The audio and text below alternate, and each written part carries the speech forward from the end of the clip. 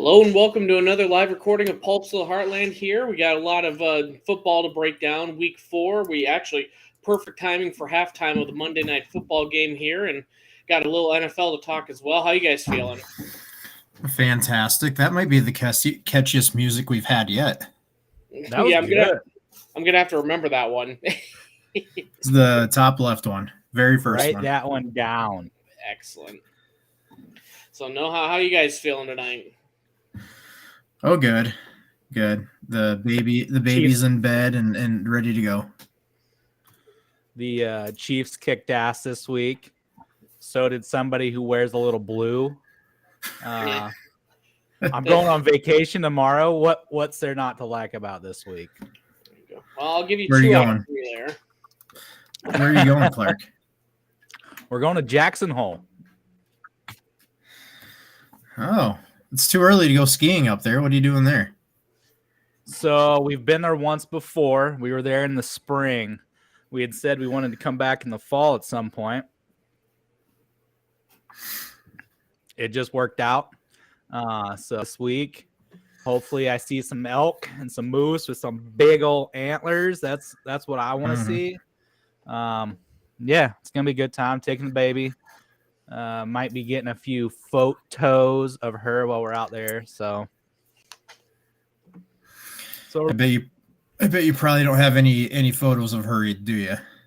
not one from the last 5 minutes, but Yeah. We were actually just talking about that, where I'm like, Ezra's kind of taken over the pictures of that river used to be encompassing on my phone. My photo album looks a little different this year. He's so neglected now. He is, yeah. He's not even in the room tonight. He's so sad. Oh my gosh. Rough life for River there. Yep. So what do you, Bryant? What's going on in your world, Bryant? Oh, nothing much. Working, going home. Nothing too crazy from this past week or so. So, What are you guys drinking on? Just water for me. What better to celebrate with than some Templeton rye? Nice. Well, yeah. So I'm just drinking water as well. I went a little too hard on Sunday night, so today is rehydrating day. I'm Just getting ready to show you Chiefs or what? Yeah. I'm going to show you something else that I'm mixing a little. I've never tried this combination before, but it's a classic soda that some people just love and some don't. Ginger ale. Well, Squirt. That's a classic. Yeah. I don't know if I've ever just went out and bought a squirt, though. Is it for, like, the whiskey sour? I mean, that's what I'm putting it in right now. My sister and brother-in-law, they picked up a case whenever they're out here weekend before last, and it's been in my fridge, and I was like, I bet that mix is great. Let's try it. Mm-hmm. And it does. I had a buddy that I always golfed with, and that's all we drank every time we went golfing. Crown and Squirt. It's delicious. I did about one summer of whiskey sours in college, and I've been out on them ever since. I just burn out on them too quick. I feel like anybody drinks whiskey, that's how it goes. Like, you just have that one hard summer with whiskey sours. That's how it was with me too. Like, yeah. Same thing with vodkas. I would say I have like a bottle of Tito's here just in case anyone comes over and wants some, but otherwise I don't drink it. I couple bad summers of vodka and you're just done with it at that point, Maybe I'll move on to gin soon enough. I don't know. There you go. Just come out to the Black Hills and gnaw on a tree out here. You'll be fine. There you go. Well, shit. Well, I would say let's kind of hop to it then. I guess I would say I know we mentioned what we were drinking. Did you guys do any smoking or anything this weekend? No. I didn't, and our main two smokers, it seems like Joey and Trent are both gone this week. So, I know Joey was pretty busy this weekend. I don't know what he had for food or anything, but I would say it's still a little too hot for me to like because the food I like to make during football, obviously, like everyone else, is going to be chili, and it's got to be a little colder. Like there's got to be a brisk in the air, and you have to wear sweatshirts all the time before you can make chili. So, Did you guys see the snap that I sent you of our hailstorm today? Is that what that was? Yeah, I thought it that was snowed. hail. That was hail. So Classic we still have, Black Hills. yeah, we still have a bunch. It's 50 degrees outside right now, so basically it looks like snow stuck to the ground, and it will be there till tomorrow afternoon. Jeez Nice. Louise. Yeah. Well, I was getting a little worried because when you send a picture of snow like that, that's just completely skipping fall. At least it's hail, and we know it's only temporary. So Yeah, so we picked up. I was kind of grateful because we picked up my wife's new car on Thursday, and I'm just like, don't go to Box Elder, please stay away from Box Elder. And luckily it did. She didn't get hailed on, but that's just how that works. You get a new vehicle, and here comes the big storm. Yep, absolutely. I mean, half the time, how often do you hear about farmers where it's like, oh, I don't need any hail damage, insurance, and the first time they get it, then that's the one summer they absolutely need it. So, no, lucky for you guys. That'd be a bitch to deal with without. Yep, for sure. So, well, let's hop into it here and say, well, we actually got a couple teams that are ranked in the top 25 in college football here. What did Kansas jump up to this week? I believe there's 16 and TCU's 17. Is that correct? I believe so. Yeah, I believe so. And LSU rounded up top 25 at 25. 25. Sorry, I'm getting it. I didn't have that at the ready right in front of me, but yeah, no, I would say it's nice to see a couple Heartland teams actually hopping into it here. We heard enough crying from Lawrence about how they weren't ranked. Now we can be quiet. They finally ranked them. That's right. Can you believe it? With both Kansas teams are in the top 25 this weekend. Yep. TCU at 17, Kansas at 19, Kansas State at 20. Okay. But yeah, all those teams in the top 20, and then LSU at 25 with 108 votes. So I would say it's pretty good. We got a decent amount. Iowa and Iowa State aren't in there, but I would say right now with Iowa, that offense, they're not doing anything. With Iowa State, with as young as that team is looking right now, I would say this was a rebuilding year, and I think we overachieved early. And I would say they definitely looked the part on Saturday. I know I'm not going to be part of the Thursday pod because I don't know enough about college football to really add anything. But man, that Iowa team, how do they not score points? How is their offense that bad? I think a lot of it is Kirk is not the offensive coordinator, but for years it was they had their own coach cock. It was Ken O'Keefe's okay. It was we need to get Ken O'Keefe out of here. This offense coordinator doesn't know anything. And then they had Greg Davis come in, and oh my God, we got to get rid of Greg Davis. This guy doesn't know. And all of a sudden, you're on your third offensive coordinator that also happens to be your son. You're going, we're having the same anemic offense that. I mean, you can talk with Joey. You can talk with really anyone that is even a partial fan of Iowa, or somewhat just watches Iowa on a regular basis. I mean, Joey can tell you almost exactly what play they're going to call. And he's just a fan, and he's drinking beer the whole time, so he's probably missing half the shit. But go ahead. There was a tweet, I think it was the Hammer Down from their Pat McAfee. That's their betting show. And it showed some play where it's like the whole line and the quarterback and the running backs went running one direction at the same time. And the header for it was Iowa doing anything they can to try to get points. Like, it's a joke at this point. It's funny to watch. I mean, I don't give a crap, one way or the other with Iowa, but it's just, wow, they are terrible offensively. Yeah, so I mean that's just the troubling part is I don't really think it's necessarily the offensive coordinator. I think, in my opinion, maybe Joey feels different, but I think Kirk is just meddling in there, and you can't get a rhythm when you have someone telling you, the big thing that we laughed about preseason, and now it's pretty sad looking back at it, is we're going like, oh my God, Spencer Petras had this 70-yard bomb in the Manning Passing Academy. He should be, we're going to see this all year. I think they maybe seen like 3 passes that have went over 25, 30 yards, and I think he's completed a couple. I mean, like he can throw the ball vertically and get some pressure off that line, but they're I think where their issues really are is their line covered up so many mistakes the last decade. That's been the big thing that they harp on is that, Joey calls them tight end U, and they have a great pipeline for offensive linemen. Well, when you have great tight ends and that can block as well, and great linemen, that covers up a lot of issues that have in your offense because a running back can just do an off tackle and get 5 yards every time. Now when you have an offensive line that can't hold a block, all of a sudden these 5-yard runs are turning into negatives or even 1-2, and you don't have that offense that looks just amazing powering the ball down the field. And I feel for them. It was kind of the same thing being a Vikings fan the last few years with Mike Zimmer. I mean, we had a new offensive coordinator every single season, but our offense always looked exactly the same, and it was always run, pass, punt. And you're like, okay, we know what the issue is. What are we going to do to fix this? And obviously the Vikings made that change.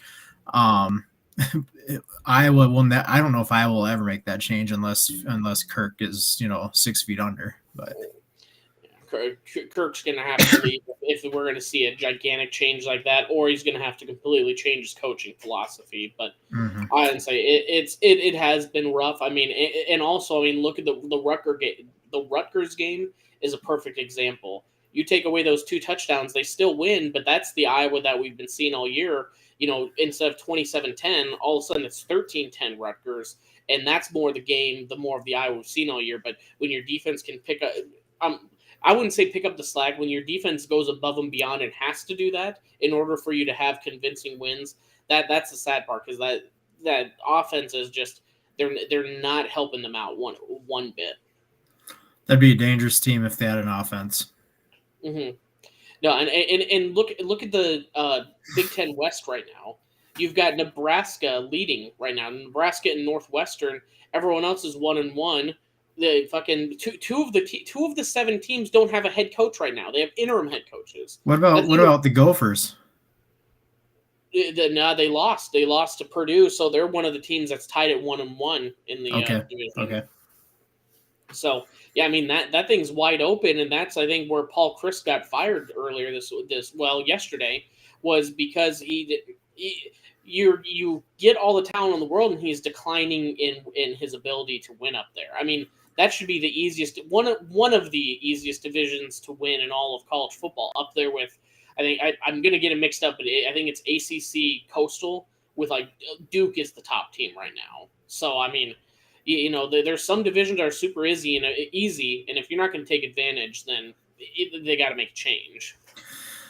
It's kind of like with Nebraska. As much as we crap on Nebraska, they had Bull Pelini, who was winning every once in a while. He'd have 10-win seasons, and that wasn't enough. Nebraska has this heritage that we're champions. We have to be better than that.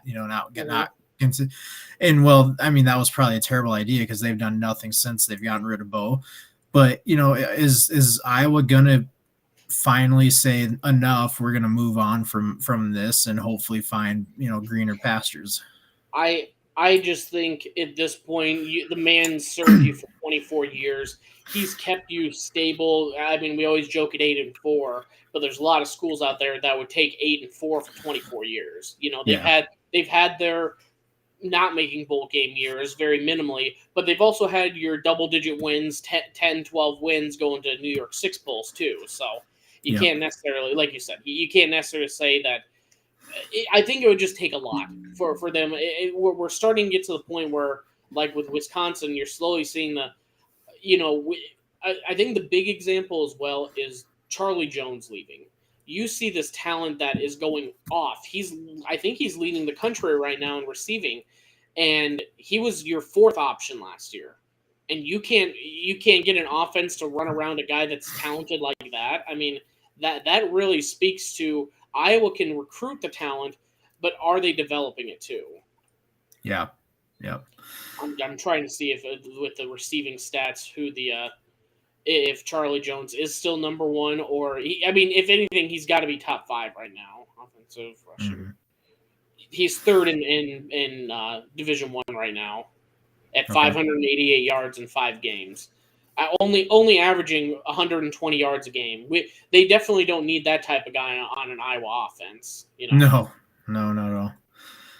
The other thing too, going forward this weekend, College Game Day, with the TCU KU game, who would have predicted that beginning of the season? That College Game Day would be going watching these two teams play. Oh yeah, no, absolutely. I would say it's kind of the chaos where if my team's not going to win, we might as well have the most chaos out there. I mean, look at the Big 12 right now, and it's early in the season and things are going to change. But I mean, right now the top two teams are Kansas State, and the bottom two are two of the bottom teams are going to the SEC. So it has become a very balanced league so far. And I mean, Oklahoma ain't going to be there at the end of the year. It's just fun to see them at the bottom right now, though. Mm-hmm. It was fun with the TCU game. The crowd yelling out SEC at the end of the game there. I heard the first cheers for the SEC chants were in the second quarter. I mean, that's how much they were just whipping their ass, man. I mean, the little known fact, or it got blown up over the weekend, but I mean, the offensive coordinator for TCU is Garrett Riley, who is Lincoln Riley's little brother. So, I mean, I guarantee he had a little bit of a call to Lincoln and hey, which of your guys can I exploit and all that. You don't think Lincoln, after the shitstorm that he got this year and how Oklahoma burned him out of town and we did, we're better without you and all this shit. Don't think he's looking at his brother scorching his past team. He's I think they're 6 in the country right now. He's got to be loving it right now. I think honestly both teams got better getting rid of him. Venables is going to rebuild them, but Lincoln definitely. I think he's going to thrive out there. Yeah. The crazy thing is, I remember last year watching TCU and their quarterback Max Duggan. Yep. He was so. He was your typical Big 12 RPO type quarterback. Yep. But boy, he looks like he really took a step forward this season, and I don't even think he was supposed to be their starter, if I remember correctly. But I think it's kind of his to lose at this moment. Mm-hmm. They've had a little controversy this offseason. Really, every season where he's involved, where it's always like they want to bring in the backup. But Max has always been, he's always been competitive and capable. But I think he was very turnover prone. So that's where it's always, like you said, he was a starter now. I mean, that's going to be tough to replace him after that type of showing. Yeah, absolutely. I mean, he reminds me of Josh Allen a little bit. Pretty big body. He can run and take care of business that way. But his throwing's looking good too. He looked a little goofy running, but he got it done. That's the most important thing. Yeah. I just looked it up. The worst season Bo Pelini had in Nebraska was 10-4, but he also had a 9-4 season. But he also went 9-4 3 times, 10-4 3 times, and then 9-3 his final season. Okay, so yeah, keep that around. It's one of those deals where he was successful, but it's okay. We need someone to take us to the next level, and they haven't done that. But yeah, he didn't do too good at Youngstown State after that. But he was. He was with LSU last season with Coach O. I believe it was last season or 2 seasons ago. Yeah, and that only lasted 1 year, I think, for a reason. But yeah, that defense was not much to offer last year, to say the least. And I think and you know what it is too, Brian. If you bring in Brian Kelly, you're just going to clean house. Brian, bring in your people and work from there. Yeah. Yep. So, well, we might as well just get it out of the way. Clark, go ahead and say your piece about the Kansas win here. Clark's frozen. He's gone. He's frozen in victory. I really don't know. He must be having some issues. Well,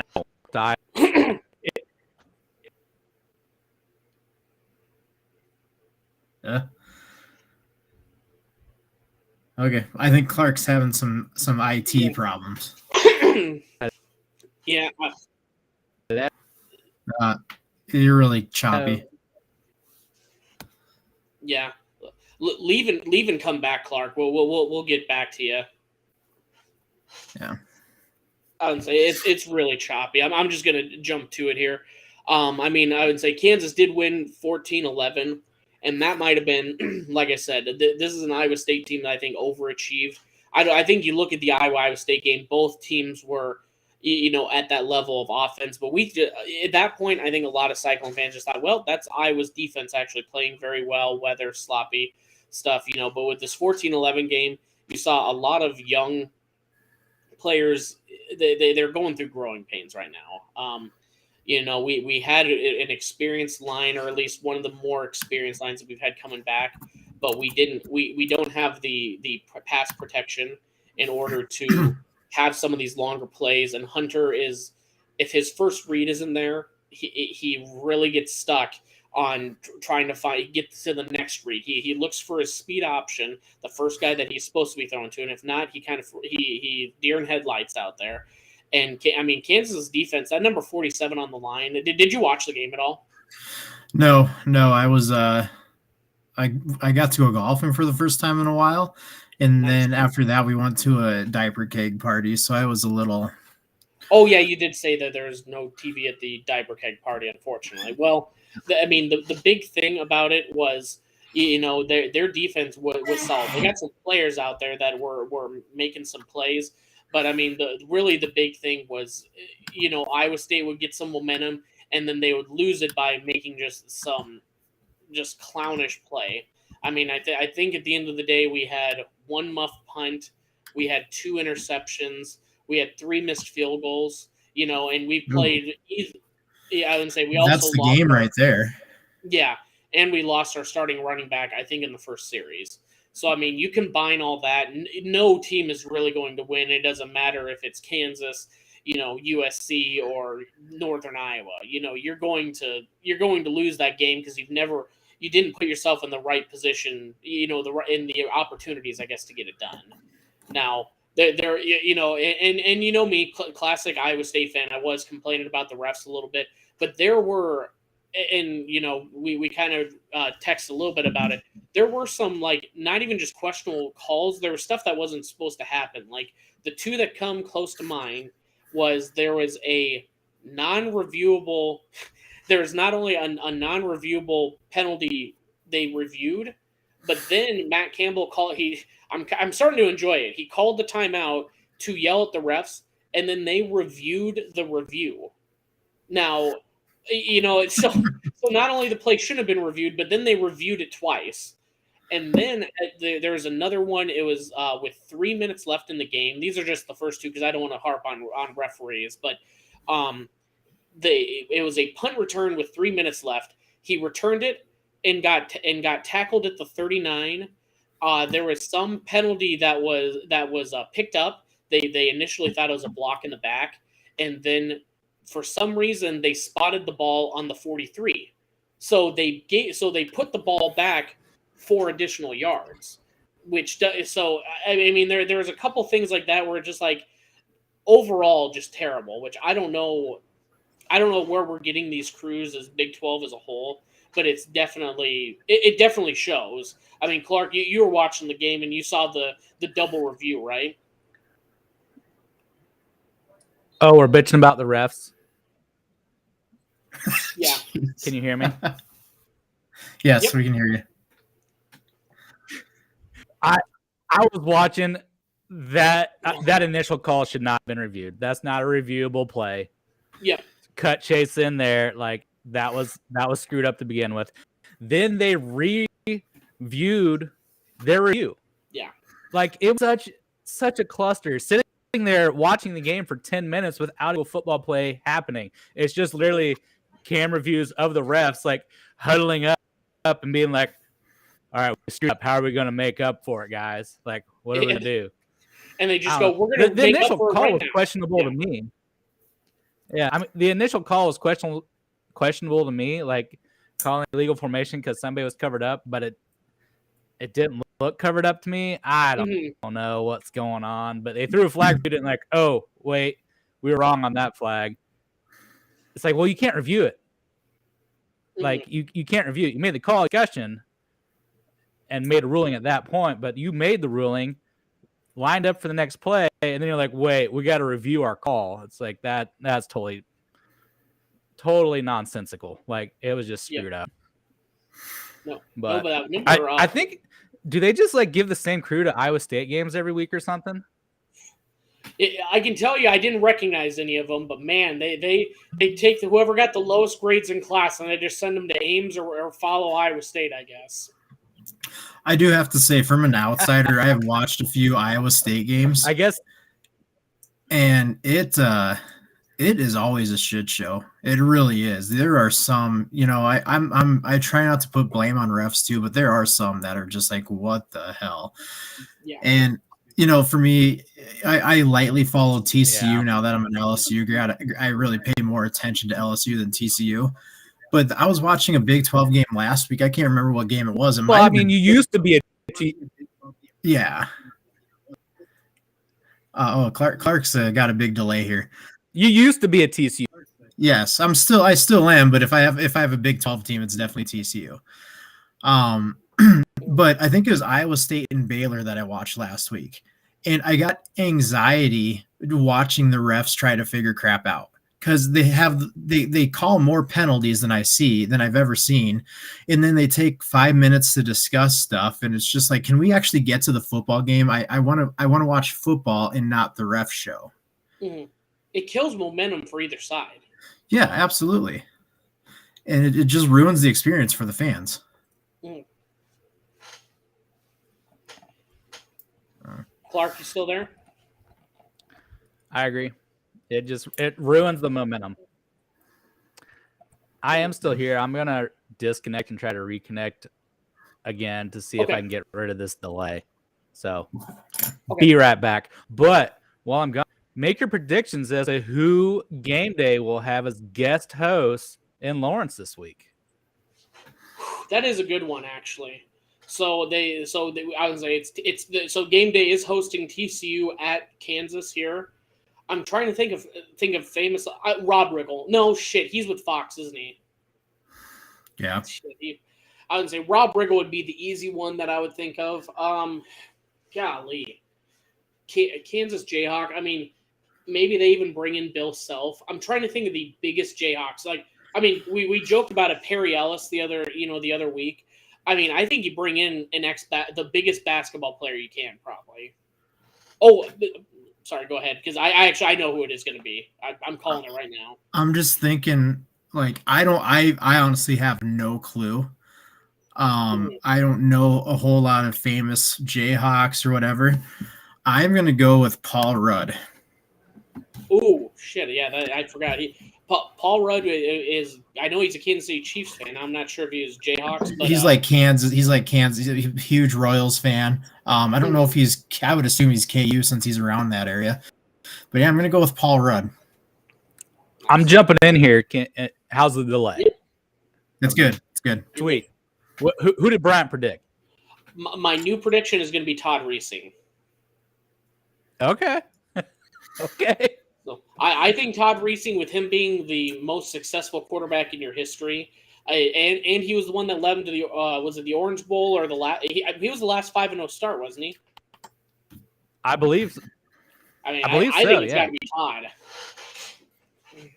That's a great prediction. I like the acknowledgement of the history there with bringing him back. And then if we're going celebrity, I think of any musicians. They kind of been heavy on some musicians with Luke Combs, Harlow. Where Tennessee was a track star, so it wasn't her. She wasn't a musician. But Rob Riggle is my pick. He posts all the time KU stuff on his media.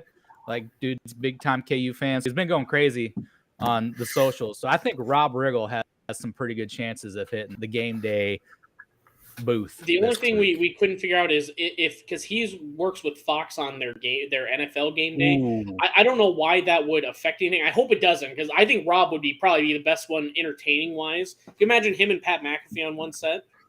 That'd be great.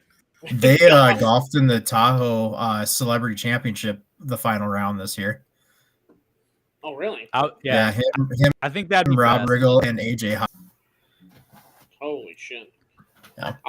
Did either of you catch the North Carolina State Clemson stream? There's been a lot more people it must be just the new thing of because of Twitch and everything else coming out, where you can watch a stream of other people watching the game. Like Yeah. they had the Pat McAfee. The Dude Perfect does it for Thursday Night Football too. Yeah. It's kind of weird. Like I know in the national championship they did it, and that was kind of cool. But like they're just doing it every game now. Well, the Mannings started it. Mm-hmm. Yeah. And then McAfee is doing McAfee it. show, they're hired by Omaha Productions. So the Mannings company to do these college games. Yeah. Okay. And I think they're doing like 5 games, I think, this year. Yeah. But hey, I did confirm Paul Rudd is a KU grad. Well, there we go. So that is my prediction. Man alive.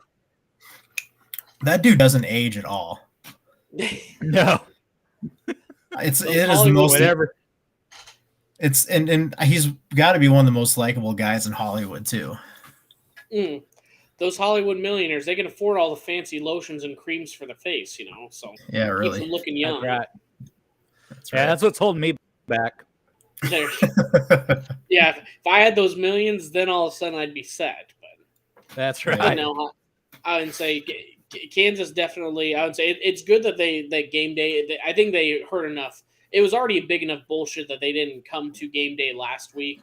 I think they had to. Once TCU upset Oklahoma and Kansas's first 5-0 since 2009, if they didn't go to that and just went to like Bama, Tennessee, just don't even say you're nationwide. Just say your SEC coverage and go from there.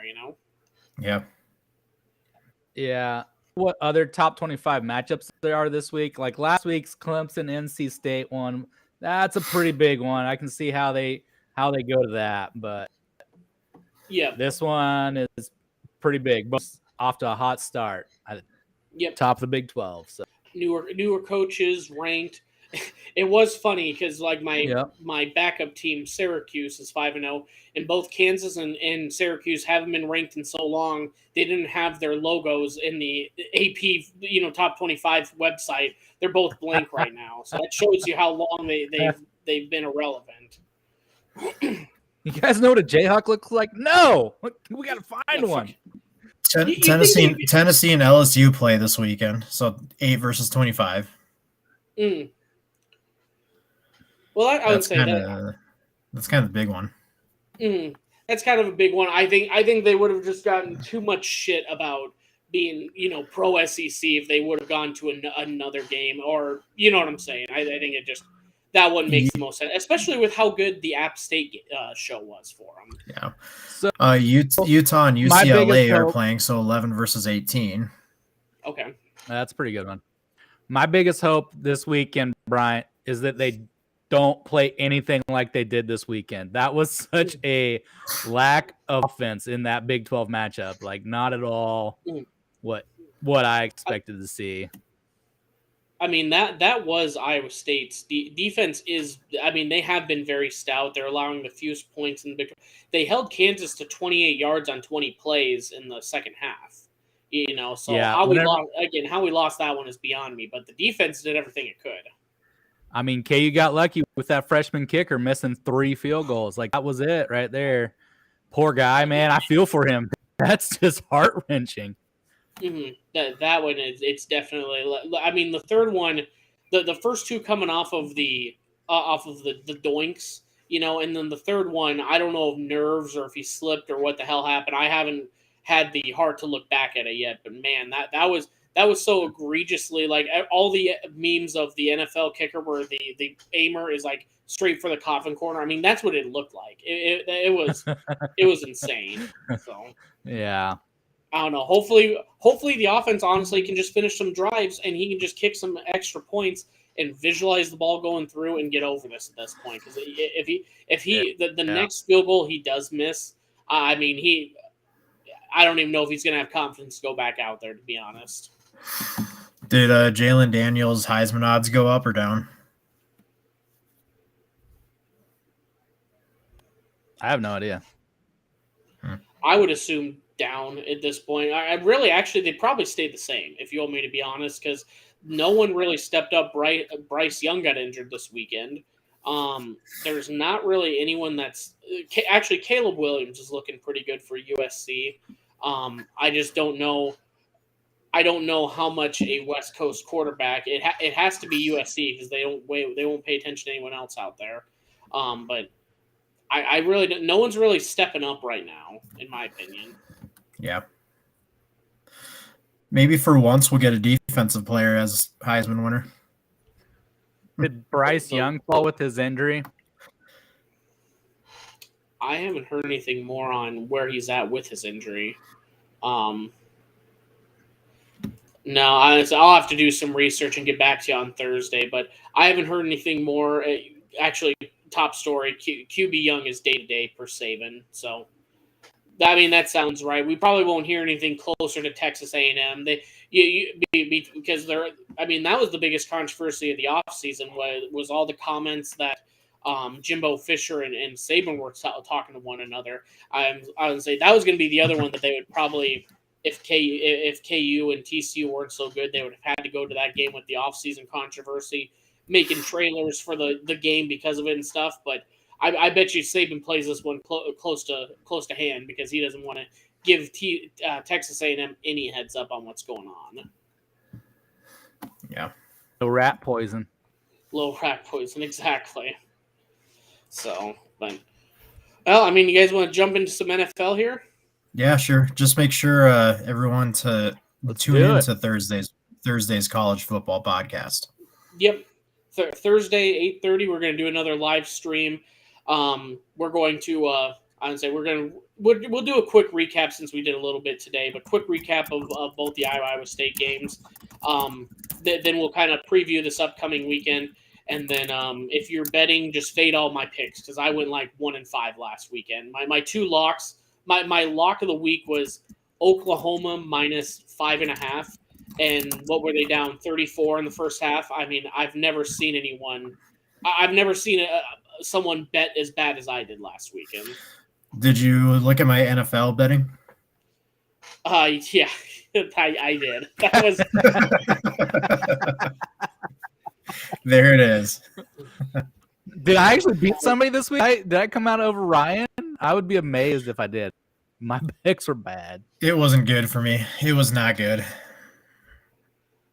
It looks like I would say I'm Wow. at Monday Night Football right now. It's 14-9 San Fran with 3 left in the third.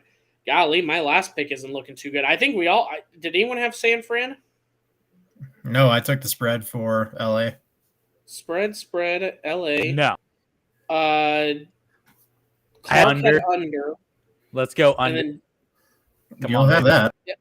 Joey had San Fran. Excellent. Just crazy. Neither Way to team go, looks Joey. good. Yeah, we can jump to NFL now. Neither. This looks like Iowa football. This is what Joey knows about best right here. Yeah, really. Yeah.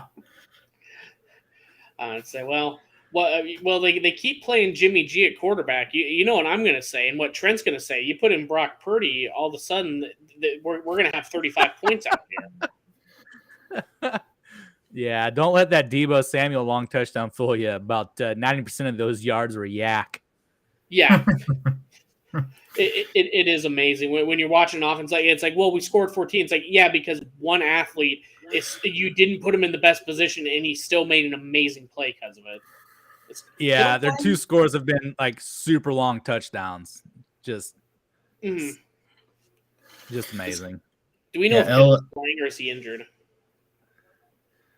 He's been in the game. I've seen him blocking, but I don't see him on the field on that last play. So I don't know. Yeah. Hopefully not. I would say it's not as fun talking shit about how Kelsey's the best tight end if the other tight end isn't going to play, but hopefully he's doing fine. Well, hey, let's go to your guys' team. Mahomes is not of this world. That guy is freaking incredible. Yeah. Where was any when they were in Indianapolis? Like, I have no idea. I'm pretty sure Indianapolis cemented themselves as the worst team in the NFL this week. I don't know how they beat Kansas City. I think they're probably worse than the Texans, the way it looks, to be honest. But yeah.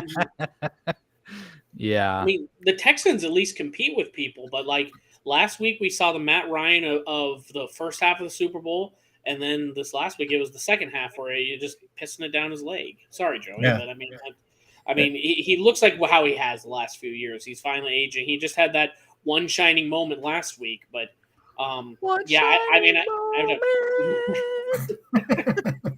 don't know if that's how it goes, but that's. And Jonathan Taylor's out for a few weeks now too, so I think Indianapolis is just dead. I really do. Put a fork in him, Jerry. I did hear, speaking of the Colts, it's actually good we were talking about him, that Hines has been making some public comments and just complaining because he's like, how are we supposed to get into a rhythm where every single year, even if it's the same system, we have a new quarterback every year? What was it, 2 years ago, Carson Wentz, last year, Phillip Rivers, this year, Matt Ryan. I mean, it's next year, Tom Brady, maybe. I don't know. I mean, they just keep switching quarterbacks up and they can't get a rhythm over there. I don't think a rhythm's based off of a year's performance, though, Bryant. Like, yeah.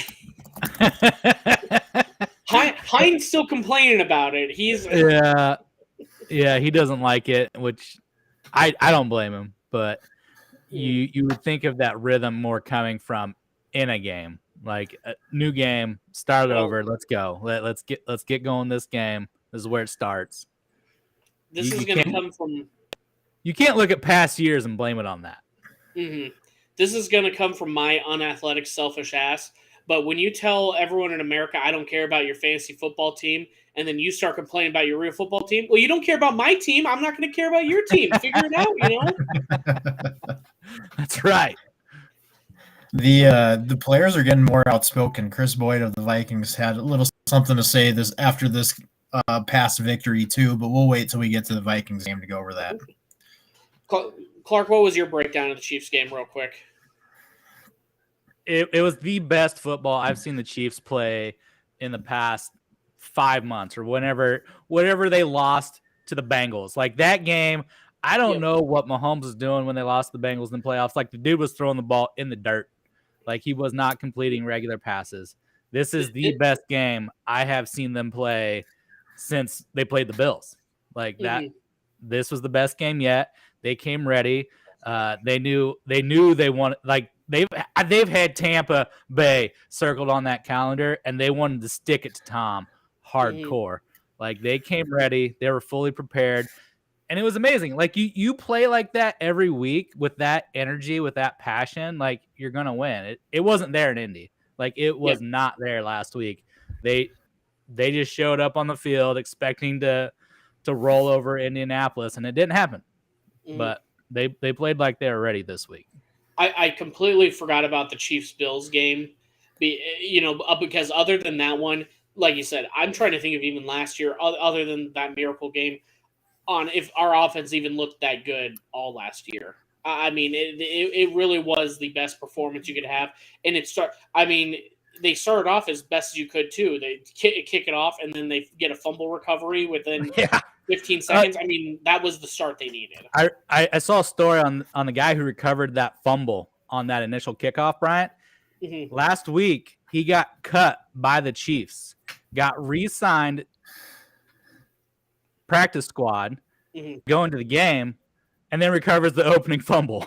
Like, what a week for that guy. Just roller coaster of emotions. Like, yeah. Always prepared, always ready to step in, do his part. Like, amazing.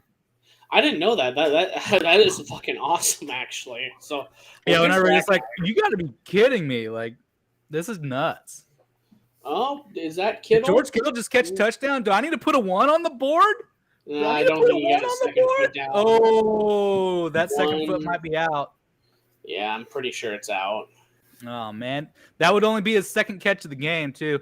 I don't know if you watched the Chiefs game. Travis had 5 catches on that opening drive. 5. Like they just came out slinging it. Tyreek, who? We don't need him. We got Travis freaking Kelce.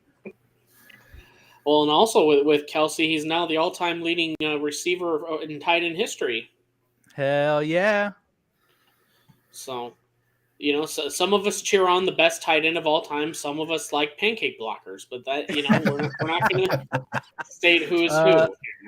Patrick Mahomes also went over 20,000 career yards this past week. I'll be honest. What a guy. What a dude. Every year when it gets to the NFL draft and I get to the status of me going, I can't believe we fucking traded up for this guy. I share it every year. I need to have that, because we get to live through all these great moments like this. I need to have that humility if people call me a dumbass, because the only game I really had seen Patrick Mahomes play was I was in person to that 66-10 routing that Iowa State beat him by. So I was like, we trade up for this guy, and now, so I would say he's just, honestly, nothing more to say. I think he did tell Tom Brady, I'll see you in February, but I would say nothing more to say. Chiefs did what they needed to, and they're back on track. I have one more thing to say, and that's it. Okay. Pacheco, 7th rounder. The dude is balling. That two-headed monster of Clyde and Pacheco in the backfield, let's keep it going. Just put him behind Trey Smith, that right guard, and run it down the field. Those guys freaking want to roll. They have gotten the running back situation figured out so well that now we're not one-dimensional. Okay, we're just going to play 8 back because we don't give a shit what the running back does. He can't do anything. Now they got to respect the run a little bit. So that has definitely helped us for sure. Yep. So, well, Ryan, how about your Vikes on Sunday morning ruining the cover for me, huh? Or for us, actually. We both had -3. I was able to. I actually got it at -2.5. Oh, boo! Yeah. I was lucky. I think I did it. I think I put it to bed in on Tuesday, and I got it at 2.5. Hey, you were confident in him. Nice job. Yeah, I shouldn't be, but yeah, classic Vikings. Make a game harder than what it should be. But I said it last week with this Lions game. We're winning the games we should win, even if it's ugly. I'm pretty sure this same team last year under the previous coaching staff would be 1-3 instead of 3-1. So we're 3-1. We're 2-0 in the division. We have the Bears coming up this week. So if we go 3-0 in the division, that's going to be huge. We're only 4 weeks into the KOC administration. We didn't play any preseason games. This isn't the best we've seen this team, and we're still pulling out wins even if they're ugly. So that's a positive there. We still got our asses kicked by the Eagles, but right now everyone's kind of getting their asses kicked by the Eagles. That's not a bad loss. That's for sure. No offense, they trounced you, but you're looking at it's like, well, they're kind of doing to everyone. The only team that looked like they competed was Detroit, and that's because they have the number 1 scoring offense right now. Yeah, and we kept Detroit under their average too. Yep. So that's something good. And even against the Eagles, that was about as bad as we possibly could have played. We had tons of missed drops. We had Kirk Cousins having his worst game of his career. I'm pretty positive. So, even then, we had chances in the second half to come back and make it a game. So that's something to be positive about. But I know I texted you guys this the other day, it was yesterday, and said I can't stand Packers fans, but I'm pretty positive the Vikings have the worst fan base on the planet. And Chris Boyd tweeted out, "We got some ungrateful fans. I don't be on the internet looking for shit, but we won, and some were still complaining. We got a big dub. We 3-1. STFU. Please find another team if you're not satisfied." Or STFU.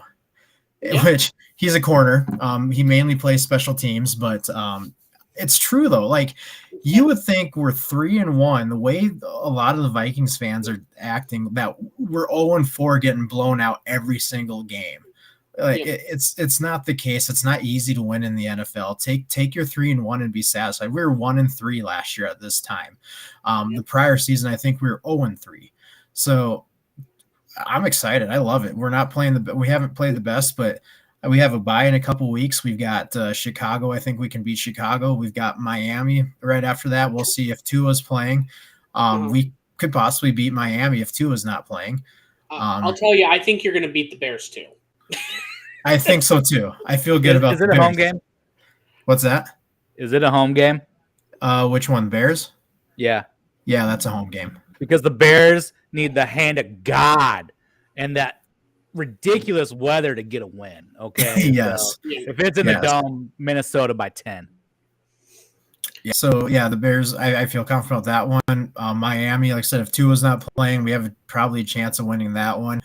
The next 4 games, and then after that, we've got Washington, and I can't remember who else, but it seemed like we could probably go 3-1 in the next 4 games.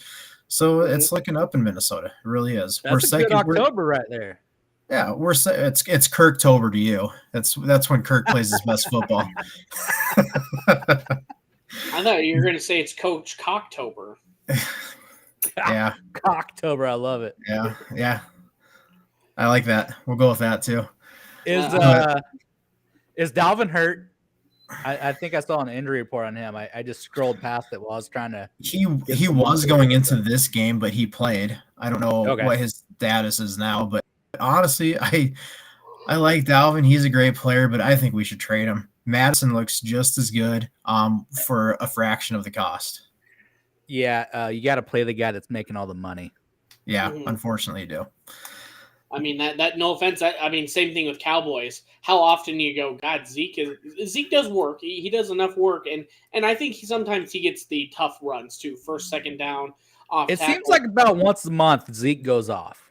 Yeah, not as much as he should for the money that he's making, but like he'll kind of meander, do his thing, and then you see Pollard get out there and have these amazing fast runs. Like, why the fuck are they not just paying that guy or trade Zeke? And I'll be honest. I think we all knew at that time. I don't think you could have let Zeke walk, but that is such a bad contract for. I mean, no one pays running backs anymore. It's unless you're Jerry does or Saquon. What's that? Jerry does. Yeah, he is. I don't know. I am very glad that we're put our money into our tight end and quarterback and not. Well, I mean, and they got money in Dak too, but like just that much money put into your running back when it was really the line that was really opening things up for you, it's tough. Well, and that's what we're with Cook. Zimmer has a fetish for running backs, so he paid Dalvin a lot of money. And I love Dalvin. He's a great dude and he's a great player, but he's just too much money. And Madison is kind of a cheaper version of him. He's not as good, but he's not far off. And then we've got Nwangwu from Iowa State. He's faster than hell. And then the rookie Ty Chandler too. He looks pretty damn good too. 0 to 100. What are the chances they move on from Dalvin Cook this offseason? I don't see it happening. You don't think so? I think he's too big of a cap casualty. I think there's too much dead money with him. Yeah, right. I think if you can get a solid trade, like you said, if you can get rid of some of that hit on your cap, whether it's this year or not, I mean, eventually you got to pay Justin Jefferson, and I think that's where I think that'll push them to shove Dalvin Cook out of there. Hey, Jefferson says he's not all about the money, so we're gonna get him cheap. Yeah, he's playing his cards right. He's playing his cards right, Ryan. That's how that works. That's how that works. It's not about the money, and then they give you the bag. That's how that works. I love people that actually think that's the truth. Like I love JJ in the aspect comparing him to Stephon Diggs. He is so quiet off the field. He doesn't cause drama. He's seen like last week when KJ game-winning touchdown, JJ was the first one there to celebrate him. It was you legs and he's by himself a lot, kind of pouting. It's like I'm so glad we made that trade. Josh Allen is too. Oh yeah, and I mean it's a win-win for both teams. The Vikings got JJ, Bills got a great receiver in Diggs. I'm not saying he's a great receiver. He's a damn good receiver, but I'm just glad we have JJ. Yeah, one of those rare trades where both teams are happy with how it ended up. So. Yep. But yeah, well, I don't know if I'm going to be able to take the Vikings -7 against the Bears, but they're definitely favored. It's coming up. I'm telling you, they're going to win by 10 plus. The Bears always give the Vikings fits. They really do. And NFC North division games just seem to always be close. Mm-hmm. They always gave Mike Zimmer fits, not Coach Cock. Gotta trust in the cock. I really do think that's the big thing you got to look at is the coaching change, and like you said, last year you're 1-3. This year you're 3-1. And isn't it just a fantastic feeling that you don't have to climb into the playoffs? Right now, you're playoffs. People have to climb to you. You just have to, as dumb as it sounds, you just have to win out. I know it's the same, but when you're just crawling up, it just seems like it's that much bigger of a task. Right now, you're just coasting, play your game. Yeah. And we're not, and you know, the happy thing is we had 5 field goals yesterday. You turn 2 of those into touchdowns and you're blowing them out. Like, it's not even close. But at the same time, we have the same field goal kickers last year, but now he's got confidence to go out and be 5 for 5. Like, that's a damn good game. And he did miss an extra point, which may have been okay because then the Saints tied the game instead of having to go for a touchdown. So that might have been okay. But it's nice that he misses an extra point and KOC doesn't sit there and chew him out. Instead, he goes, okay, you're up. You're going to win this thing. That's exactly what he did. He said, okay, you're going to go make this and win the game for us. And he did. Went 5 for 5. And so we go from a coach who outright says, I hate kickers, to a guy that is in the locker room afterwards, giving him a game ball and stuff like that. It's awesome. I just love the culture change for this team. How about on the other side? Will Lutz drills a 60-yarder to tie it up. And then the 61-yarder double doinks out. Yep. That would have tied it up again. But which it's nice to be on that side of things. Usually it's us that's missing kicks to win games, and it's nice to be on the opposite end. That's why I have the title of this, We're Living in the NFL Multiverse, because things just don't feel the same for me right now. Nope, I agree 100%, man. I would say, and it's kind of the Saints, I think, just karma-wise, are paying so much for that Super Bowl win and how they screwed you over. And they've been paying for it every year since, because they always have. And I hope they do until the day I die. Sell your soul for that one Super Bowl. It's worth it, though. Ask the Rams. Ask the Chiefs fans. I'm okay with it. You get the Super Bowl and Kevin James autobiography type story of you. What else can you ask for? That's right. That's all it takes. I'd be okay if Kevin James played me in a biopic. I'd be fine with that. Let's make it happen. There goes Debo again. Let's pitch it to our agents. There you go. Real quick with the Bears at the Vikings. Bears have not covered the last 3 games, and the Vikings have covered the last 2 versus them last year. They've not only covered, but they won both times last year. And I don't think they were favored by that much. What that? Minnesota hasn't covered the last 3 games either. Vikes by 10, dude. I don't know if they've covered against the Bears the last 2 games. The Vikings and Bears are always just a battle. They're brutal. Mm. They probably shouldn't be. Especially, man, is there a worse 2-2 team than Chicago right now? Like, they got the one win in the hurricane against San Francisco, but I don't know if there's a team that they look pretty terrible. Yeah, then a 3-point win versus Houston at home too. So I mean they're 0-2 on the road, man. So if they're playing at Vikes, I think that's going to be enough to win. But Bears are. I'm telling you, man. And I think I've been reading some articles because I've kind of been on the Justin Fields sucks train. I think it's more their line. It sounds like they're deliberately not calling as many passing plays, because I think it was the second fewest pass plays, but they've been sacked the second most times. So they're limiting the amount because their line just can't block for them either. Yeah, I think I saw something today too that Justin Fields is pretty unhappy in Chicago right now, which I can't blame him. You're a quarterback and you're not allowed to. No, you're a quarterback and you're not allowed to throw the ball, and it's You if your line's that bad, just freaking bootleg every play. Come on, just get him out, give him a chance. That's the thing is, as a head coach, you got to figure that out. Like there's Yeah. things you can do to try to help make that into less of a problem. And it reminds me of when the Vikings had Norv Turner as their offense coordinator. And say if you know that if you know that line's, you know, your weak spot, let's keep them honest a little bit, you know, little QB draw, little give it to David Montgomery. The dude's a weapon. Let's make him useful instead of just running outright, you know, run plays. Let's maybe do a little threat.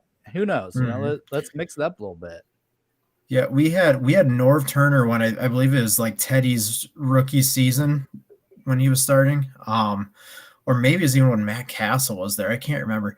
But he was notorious for 7-step dropbacks. So we do 7-step dropbacks, and we have a double offensive line, and we're one of the worst sack teams in the NFL. Like, figure it out. Like, we know what the issue is. Why are we taking 7 steps back? And that was just that was such a frustrating year. I think Justin Fields is also getting very frustrated because he goes, man, I really enjoyed football when I was in Columbus and we were beating the shit out of Rutgers in Indiana every year. I don't like it when I'm the one that is the punching bag of the NFL right now. I think that is affecting his mood on football just a little bit. NFL's a little different, isn't it? Yeah, just a tad. Isn't that the curse of the Ohio State quarterback? I've been saying it for years now. Yeah, and our Big Ten fan can't defend against it. So I'm right. I wouldn't touch CJ Stroud with a 50-foot pole. Like, keep that dude away from me. I was actually talking to a buddy about that a week ago, and he's like, I have never thought that. So he looked up the Ohio State quarterbacks, and like he's like, holy crap, you're right. There has not been anything successful that came from this program. It's like, no, it's a great college program, but you get them to the NFL and they can't do crap. Mm-hmm. No, I mean they get a bunch of athletes, but that's where Ohio State thrives. Though is here you have an athlete, they know the skills of this athlete and the limitations that they might have, and they play to their strengths. Then they get drafted to a Chicago, and they go, well, you have all these strengths that you showed at Ohio State. It's just going to translate, but also you're going to have to learn our system. And I mean, there's a lot of colleges. I mean, that's why do you think Nate Stanley got a chance in the NFL and he was on the Vikings for a few years? It wasn't because he was an outstanding quarterback. It's because he knew how to play professional style. You know, he wasn't just running around scrambling, be able to make plays. NFL, you got it's a little bit more the power eye and stuff. So. Yeah, I just have the list. Dwayne Haskins, Cardale Jones, Terrell Pryor, Troy Smith were their last 4. If you know, and then you got Justin Fields. Their best QB that's ever came from them is Joe Burrow. Yeah, and he left. Yeah, they never even gave him a chance. Yeah. Yeah, exactly. I do always hate though when like Joe Burrow left your school and Ohio State fans will still claim Joe Burrow. Well, he came to us first. Well, he left because you didn't play the right quarterback. Your coaches weren't going to play him. Like if he didn't go to LSU, he wouldn't be in the NFL. Yeah. Which team did he win a national title with? Exactly. Sorry, if they leave your school, like right now, I'm not going to claim Tyrese Hunter. He left for Texas. He's a Longhorn now. Bon voyage. See you later. So I always get sick of that because it's like the other thing. No offense, it's like Ohio State. You got 10,000 people in the NFL. You don't claim the one person that left your school and went somewhere else. Well, we recruited him. Guess what? We recruited Joe Burrow too at Iowa State, but he didn't go here, so that doesn't count for shit. Just because he gave you one deal. Like Iowa State would have actually gave him a chance. They gave him no chance in Ohio State. Yeah. Oh no, I'm sorry. I don't think I think we might have offered him. No, he was born in Ames. That's always the connection. That is. Like, do Cyclones get to claim him because he was born in Ames? No. Yeah. And I've heard Cyclones say that, and I correct them every time. And shut the fuck up. Being born in this town does not mean you're a Cyclone. You should probably accept Joe Burrow if you can. Never, ever. The hatred is so deep among you guys. It's incredible. Deeply ingrained here. Yeah. And you're reaching real long there to get a little love, Ryan. Like real long. That's a long reach. All right. Let's just tame it down a little bit. All right. He's my national champion. So whatever. Hey, and you know what? You as an LSU master's graduate, I paid a lot of money for that national championship. Exactly. You know what? That money went right in Joe Burrow's pocket. And sure did. He's reaping the rewards now as a millionaire in the NFL. You're welcome. Mm-hmm. Yep. We've done so much to me in my professional life, Right. Yeah. What does that matter? Went to LSU when Joe Burrow went to LSU. You're hired. You're now the CEO of Apple. You have a new job? I thought you were still working the same one.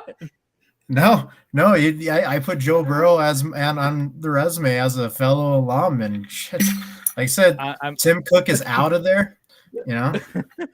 I'm happy to see you updated your resume. Good, congratulations. Me and Elon Musk have a flight to space this weekend. So. Oh. Wow. Yeah. I'm going through here. Did any of you guys watch I know just for Joey's sake, did anyone watch Atlanta or the Atlanta game versus Cleveland? No, but I'm definitely betting on them to cover the spread this week. Yeah. 4-0. Get the spread. They're looking good, though. I mean, they beat the Browns, and who'd they beat last week? I know they covered versus Rams. Yeah, it doesn't matter. But yeah, they almost beat the Rams. Oh, they beat the Seahawks last week. That was it. They almost beat the Rams, and they should have beat the Saints, really. So they're not looking bad. They might be the surprise team this year. I know I saw Cordero Patterson is injured. I didn't see any details. So that is the worst factor because that dude, freak athlete. He's been amazing running the ball. Last week, before he got injured, like week 3 or 2 on the list for leading rushers. So I really hope he's okay. Yeah. Down there in Atlanta. Yeah, I didn't see what his injury was. I didn't. Let me see if I can find it quick. But I just know for sure he's out he's on the IR, so he's not out the rest of the year. But he's going to be at least out for. I believe when you're on the IR, it has to be at least 4 weeks. I thought I read that he had a knee procedure. Like it was an injury he's been managing. Yeah, he decided to have it in front of me now. Knee procedure. Okay, he just decided to have a procedure done. I don't know what kind of procedure, if it was just an arthroscopic, cleaning up the knee a little bit or something. I'm not real sure. Pick 6 49ers. Good thing I took Stafford. Yeah. So should I just start putting in? I think that's going to mean Joey wins the betting this week. He went 11-5 this week for his bets. Then Joey, what a dude. So I would say right now, I think I'm leading overall. I think me and Trent are tied right now for the overall lead. Joey's climbing the rankings real quick, though. I think he was 3rd. He might be pushing close 2nd, if not tied with us as well, once we throw these in here. But I got to give it to you, though, Bryant. I got to give it to you, though. You're doing spreads and stuff, so I've got to give it to you. That's impressive with how you're doing. Exactly. I'm not doing this mamby-pamby. Just picking winners, Trent and Joey. No, I'm just kidding. Yeah. No, I'm with you, Pansies. Taking the negative 500. Bryant's out there making money. I think I saw Buffalo was like negative 1,000 this week, where it's like, I'm going to put my $5 bet. Get out of here.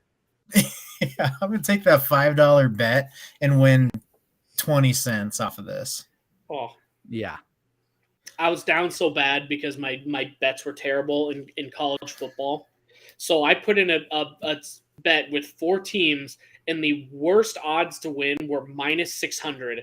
And that was Georgia Tech upsetting Pittsburgh. That was minus 600. I had like minus 800 Arizona, minus 1100 USC. I just needed Oregon.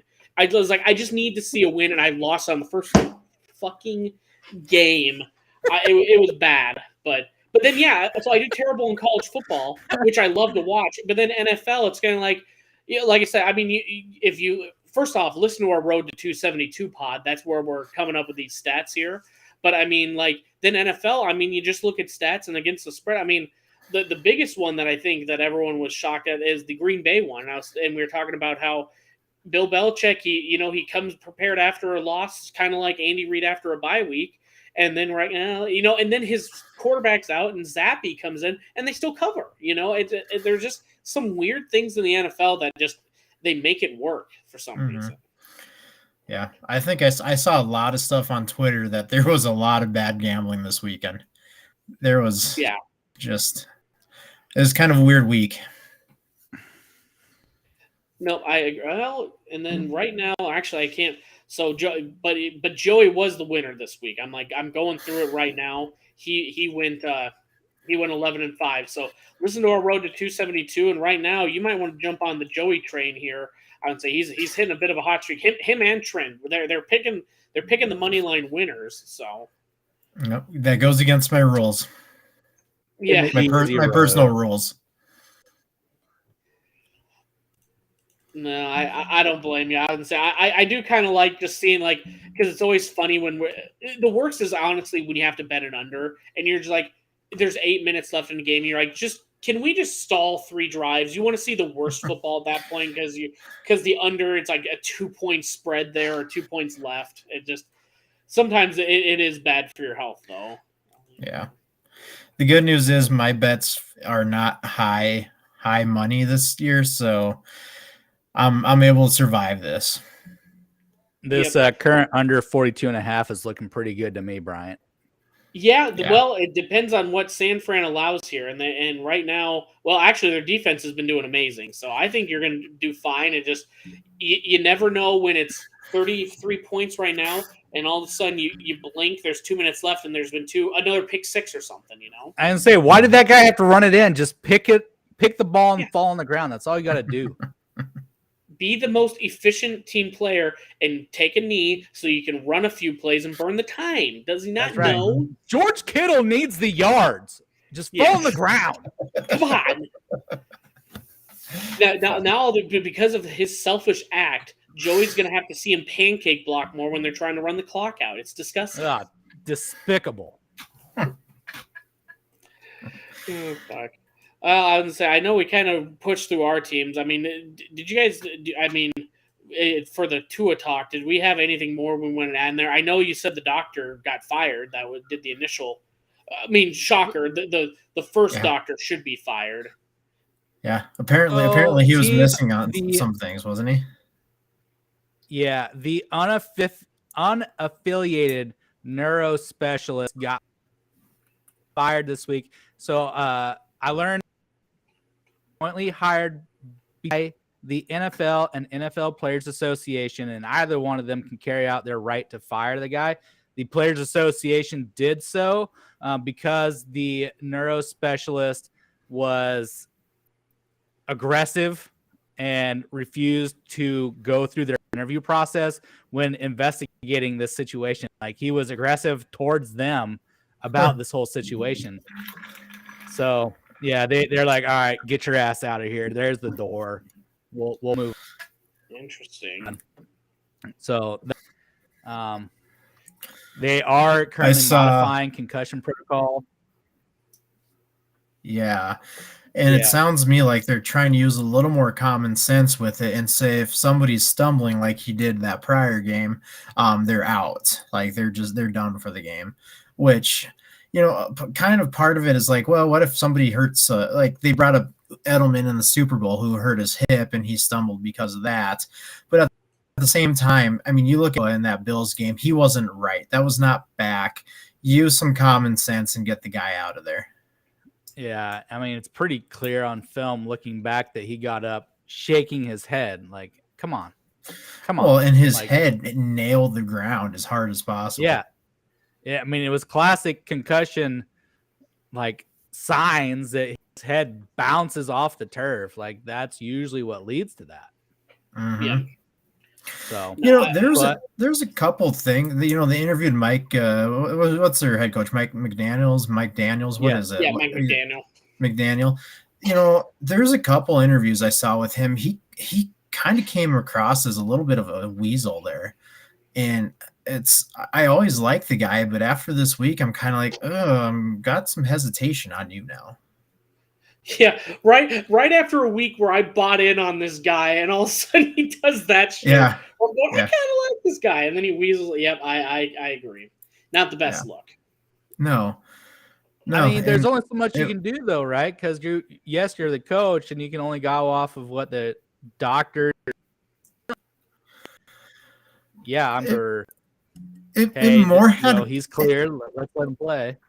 It more had to do with how he answered questions, though. It wasn't so much his decision because, yeah, he technically he did the right thing. He went with what the doctor said, but just some of the way he answered the questions, it was kind of like, oh, this doesn't sit right. It just doesn't. Yeah, that was kind of the thing with me. So him and old Ross are two peas in a pod, huh? It's almost looking that way. I don't know. Like I said, kind of give him the benefit of a doubt, but just something doesn't smell right with the way he was answering some questions. Yeah. All right. Yeah. But we'll see. I think it was pretty obvious that he should have never been playing last week. I haven't heard any updates on him, how he's doing. I hope he's good. I hope he doesn't come back for the Vikings game. Yeah, he has been ruled out for week 5. I did see on the ticker earlier that he had an MRI that was clear. Me as an MRI technologist, I just want to state that there are many different factors to an MRI scan. You have the structural MRI, which is what we do on everybody that comes to my hospital. Like every single person that comes into that hospital, we are doing structural MRI. There are other types of MRIs out there which are better for concussions, such as functional MRI. And I don't know if that's what they did, but functional MRIs are the ones that can see how well the brain is working. And structural MRI, like we can see if he's had like some type of hemorrhage, micro hemorrhages where in that concussion, the small blood vessels inside the brain were injured, ruptured, bled a little bit. We can see that stuff on a normal structural MRI. The functional part where we can see how well those neurons are firing, if they're firing properly, that is a functional MRI. That's not typically what is done in an MRI scan. That's the better one for concussions, but I don't know if that's what they did or not in their ruling that an MRI was clear. But that's what I've seen. That's my opinion. That his MRI is clear, but every person I've done a scan on for concussion, it's been normal as well. That's my opinion. They need to hire. The NFL needs to hire you. Give me $1 million. I would love it. Yeah. that was probably the most intelligent thing anybody has ever said on this podcast. So. I saw that his MRI was clear, and I was like, no shit. Like, I could have told you that would have been clear. I had somebody tell me on Sunday at lunch that why don't they do scans on everybody that has an head injury? I'm like, because they all come out normal. Like, you don't see a concussion on a typical MRI because it's looking at structure, and in a concussion, structure is not what is injured. So you're not going to see it. It would come out as normal. I think what they said. I think what they said is they go normal. I think what they said is they just go, well, clearly this is an MRI scan, and then they just took it as it's a clear MRI scan. Yeah, no. Not every MRI scan is equal. It's going to depend on the radiologist. It's going to depend on what sequences they run during that MRI. MRI has amazing capabilities, especially on the function. What chemicals are moving through the brain kind of shows us function. But most facilities don't do those types of scans. We don't. So that's not a typical protocol. Yeah. Well, Jesus, Dr. Clark down there. Don't give me the doctor status. I'm a not a radiologist, a technologist. Thank you. All right.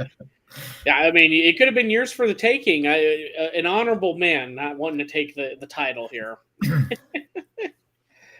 Oh, shit. Anything else you boys want to talk about NFL about? I don't think so. No. Does London stink for watching football in the morning? Oh, yeah. Yes, that sucked so much. as someone who's already getting less sleep, having a 6-month-old, having to purposely wake up to watch my favorite team is just terrible. Hate it. Like, you're already in mountain time. You know, being in Central Time is the best. The game's at noon. What better time to kick off? It's not 1. I love the 11 o'clock 11 kickoff. at noon. I love the 11 o'clock Really? kickoff. Yes. Because you still, I mean, it's an extra hour. It's not too early in the morning, but it gets done early enough that I can go do stuff in the afternoon if I want. Yep. I can watch the Vikings play at 11 and go get a round of golf in at 3. Okay. Ryan, you want to hear what's speaking of, like, just there's always terrible fans in every fan base. I saw a Chiefs fan on Twitter today that was bitching about, God, can we just get a noon kickoff? I'm tired of all these primetime Thursday night football, Sunday night football. Shut the fuck up. You're playing the best times, man. Like, I went years without seeing a 3 o'clock kickoff. I'm okay with prime time, you know? We schedule every Chiefs game at prime time because it's Showtime Mahomes for a reason. Yeah. The other thing I wanted to say is the 12 o'clock kickoff we got our asses kicked. Why do we want to do that? It's prime time the whole time, dude. I am not lying. Go onto Vikings Reddit, and that is just a septic tank you will never get out of. Like, it's just how do you have these thoughts running in your head? Is, you know, a lot of the times that I just ask. And I'm stupid enough to go on there and try to, you know, have a decent try to get some decent knowledge from people, and it's just like, no, just a lot of pure hatred. Yeah, I was gonna say they're just dragging like, same thing down. Just dragging me down. Mm. You can't drag me down. My team's that on Twitter this week, Brian. Yeah, Clark had one. I know I had one a few weeks ago. You're seeing as well, Ryan. It's just, you know, when you can hide behind an avatar, you know, like, I mean, mine's the Iowa State Bridge. It's not even a picture of me, but like when you can hide behind a picture and a fake name, you can say the most vitriol, terrible things, and you can just, and like you said, the few times where I've gotten in an argument, you're trying to go, hey, well, logically this, and they go, fuck you, my opinion's right. You go, well. Actually, if you think about it in ABC, and they go, nope, I'm right. Whatever, man. Take it on, I guess, you know. Here's my favorite thing where it's where I said this last week too, where it's like you just talk shit about this player sucks. This guy can't do crap. He needs to be better at catching a ball. He needs to be better at blocking. Okay, I'm gonna finish my large pizza and my 12 hot wings and and give me some ice cream too while you're at it. But that elite athlete, he better start playing better. That's just I just love that. So this past week, NFL Player of the Month awards came out, and in the NFC Defensive Player of the Month was Devin White. The dude had 24 tackles, 3 sacks, and like a forced fumble, couple passes defended.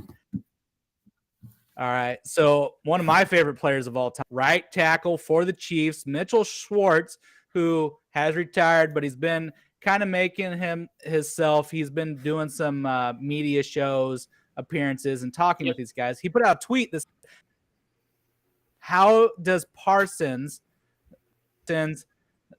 rusher for the Cowboys, how does he not Defensive Player of the Month for the NFC? And so I'm like, okay, what has Parsons been doing? I've been watching his games. The dude is always like in the quarterback's face. Like, he's always there. It's like, what kind of stats did he put up? 10 tackles, 4 sacks. That's it. That's what he did for the month. And I look at that and I'm like, okay, his opposite end had 17 tackles and 3 sacks. Lawrence. It's like, okay, you know, they've been getting in the quarterback's face, but it's been kind of so-so. And I put a tweet out there, a reply to Mitch's tweet, and it says, why do you put Parsons over Devin White for, 10 tackles versus 24, and White has 3 sacks as well. He's only 1 behind Parsons. Like, how do you do that? I got ripped to shreds on Twitter. Like, there was some freaking Cowboys freaking radio show host that he put out a tweet that had 200 likes a reply to what I said about pressure.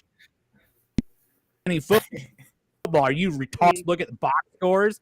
It's like, come on, man. Like I know it's a lot of pressure, and he affects the game every down. Like, you have to account for what Parsons put a guy tip block him. You have to do everything you can. If you're getting pressure, they're still completing the pass. You got to end the play. You got to get the tackle. You got to get the sack. You got to end the play, and that's what Devin White's been doing. Yep. So yeah, I got torn to shreds on Twitter.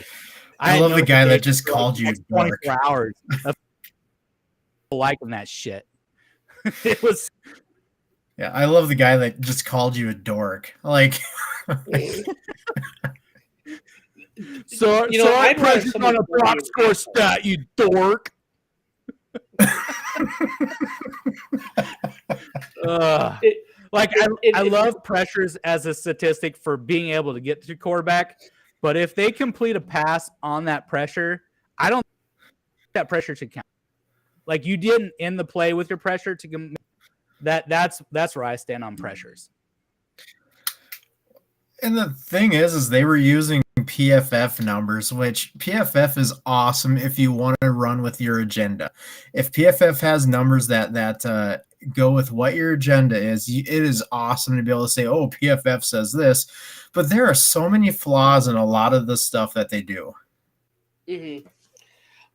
I mean, they said Kenny Pickett, who threw 3 interceptions, had 0 turnover quality plays. It's like, he threw an interception. I don't give a shit if it hits a receiver's hand. Yeah, you can count those. I mean, that was the big thing about Mahomes a couple of years ago, or last year, and then Rodgers a couple of years ago. He's never thrown an interception. It's hit the receiver's hands every time. It's like, but it's an interception, man. It counts all the same. It's a turnover.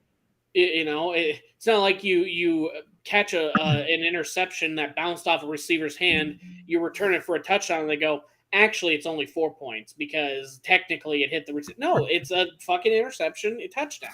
So it was like, the first week you get the Vikings against the Packers, Harrison Smith got an interception. He had a good game.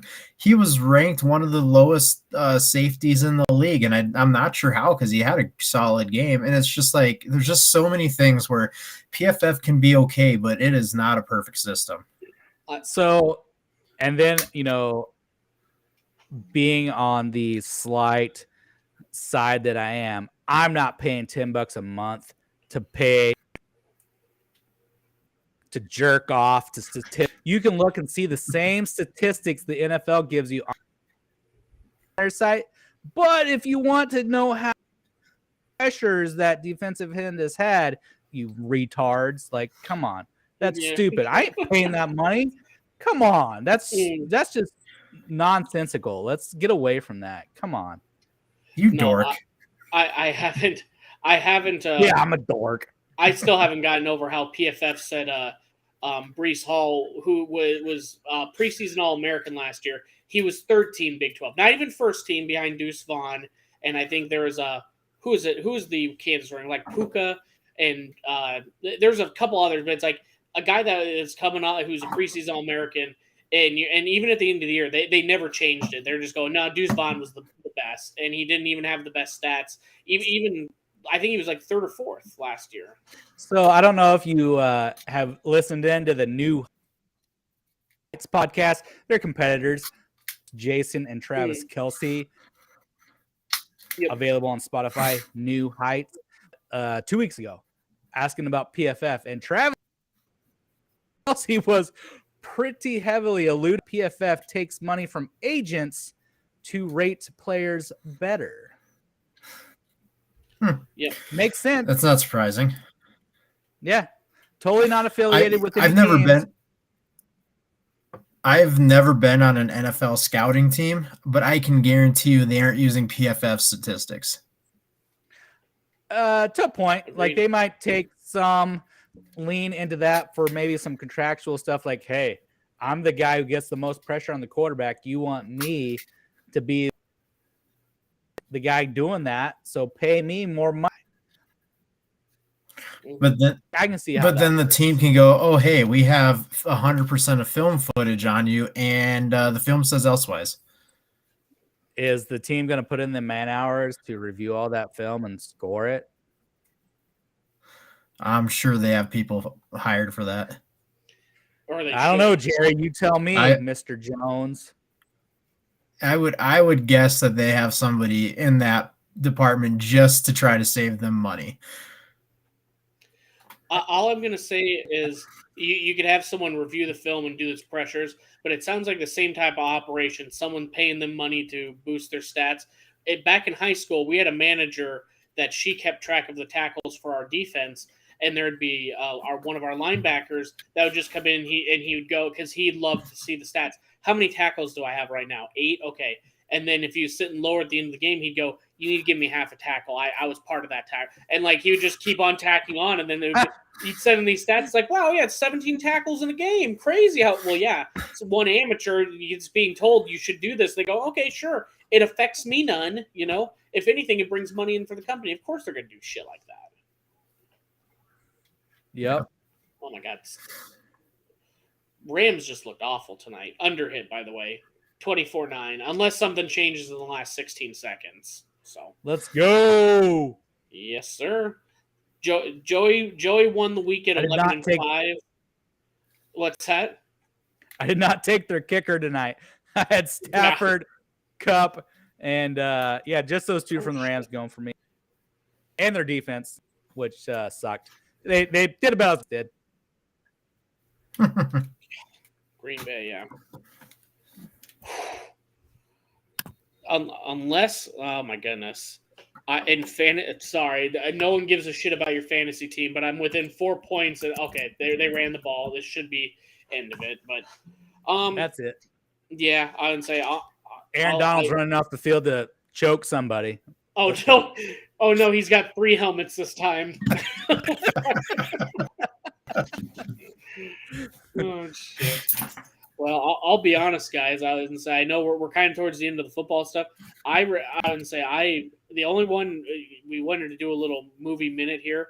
The only one I've really seen was the excuse me, Wakanda trailer and the House of the Dragon, like the Andor and everything else. I haven't.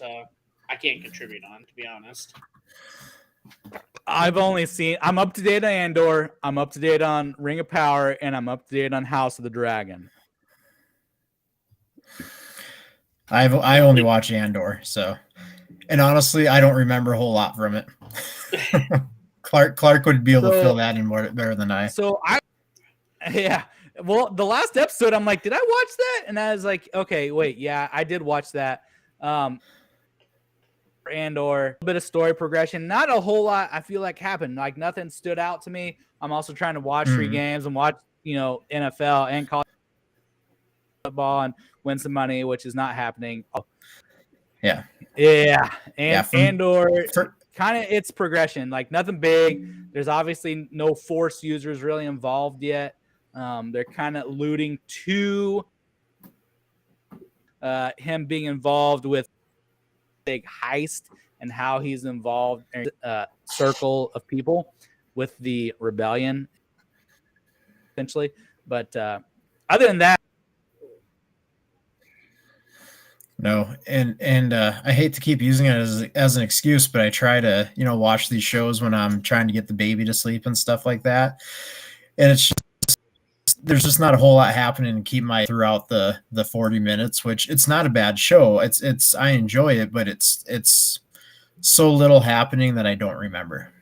I will say I think the next episode's going to be great because that's when this heist to steal the payrolls of the Empire is going to happen from this top secret vault that's on this planet that they're currently kind of hiding. That's when this heist is going to happen this next episode. So I'm looking forward to it. Supposedly plans moving. So I think that's going to allude to them and how it leads to Rogue One when they go to steal the plan for the Death Star. So I'm looking forward to how this kind of progresses. Yeah. And we still have a lot of episodes to get to that point. So we got a long, fun ride ahead of us. Yep. on the front of the other show coming from Amazon Prime, Ring of Power. Joey is up to date, but he's not here. He said that this last episode was a cinematic, just feat of amazement. He said it could have been a whole movie. It was like an hour long. It had your battles. It had your swings and story. It actually, to me, like he set that on such a high pedestal. So I'm going into this like, oh God, this is going to be the best thing I've ever seen. It wasn't quite there for me. It was still great. Love the battles, love the progression in that story. It was all focused on Galadriel and them coming to the Southlands and saving man from the assault of the orcs. But them seeing how Mount Doom comes to be was great, and I'm kind of curious to see progresses. I know that the character of Harland show, he's not canon, so I'm kind of curious to see how his story plays out. I've heard rumor that he may be Sauron, but I don't think that's true because there is a lot of Sauron, so I don't think they would twist that quite that much, but I'm curious to see how it develops. Have either of you guys watched?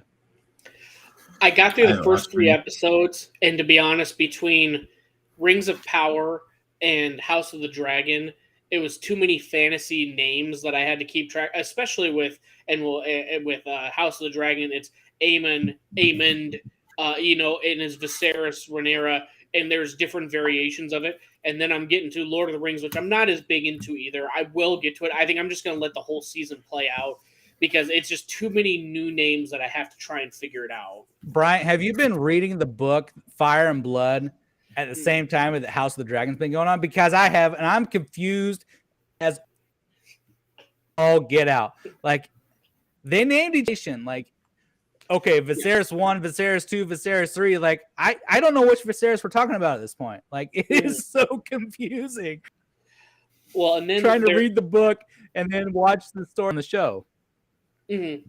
Well, and then like even with the children, first of all, I think they said this next week. There's another jump in time, which I think we're just gonna have to get used to. As much as we're all bitching about it, I would say the only person that looks the exact same is Matt Smith, who plays Daemon. I would say he looks the exact same. Otherwise, everyone else, I'm just still catching up on who is who. But yeah, I would say, I guess just kind of jumping into real quick. Was there any more you wanted to say on Ring of Power? No, that's pretty much it. I think it was a great episode. I love the way it's progressing. We now have Mount Doom in play with Mordor because they were, the man was camping out in the valley kind of below it. And so now we actually have Mount Doom and Mordor taking shape. So I'm loving that so far. Excellent. Well, at least there's more coming of it, and that is one thing with both of those shows. When I did watch Ring of Power, and now how shit's happening. It's not like a traditional first season where it's like, all right, here's this person and here's this like people are dying. You better learn fast, otherwise they're out the next episode. Yeah, it's moving pretty quick, and they did give it like this last episode was seriously just all about Man, Numenor, and the orcs kind of challenging. The men of the Southlands there. So that was the entire last episode. The preview for the next episode shows a lot more going back to the elves and the dwarves there and Cara Dune. I'm pronouncing it wrong, but yeah, back in the mines with the Mithril and seeing how that starts to progress as well alongside what just happened in the last episode. Yeah. Good. Well, I'm looking forward to actually watching because it's only 8 episodes, I think. So once I do, it'll be a very short to catch. It'll be a lazy Saturday or Sunday if Chiefs are on Monday night or something. But House of the Dragon, though, yeah, are you up to date? I just watched it here earlier this afternoon.